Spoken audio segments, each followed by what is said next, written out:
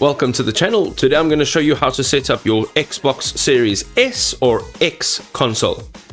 Ladies and gentlemen, let's set up this Xbox Series X or S console. So what we need to do is plug the power cable into your console, and the wall outlet connections will include the HDMI cable from your console to the TV, and you can also use an HDMI 2.1 port for your best resolution. That's 4K HDR on the Series X.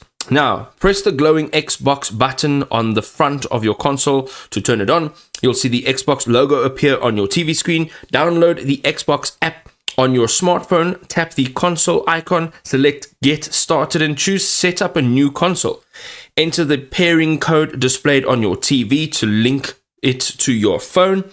And then follow the guided prompts to sign in with your Microsoft account, connect it to your Wi-Fi, and then install system updates and customize your settings. You can even import your preferences from an Xbox One. Now you need to insert batteries into your controller and press the X button, the Xbox button, and if it doesn't pair automatically, hold the pair button on both the controller and console until they sync. You now need to update firmware if you are prompted.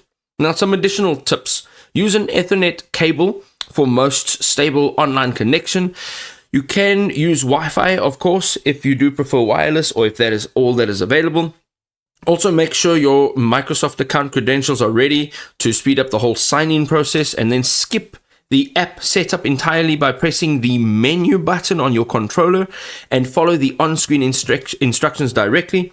And then you should allow between 20 and 30 minutes for initial updates and configurations, and these updates will ensure optimal performance.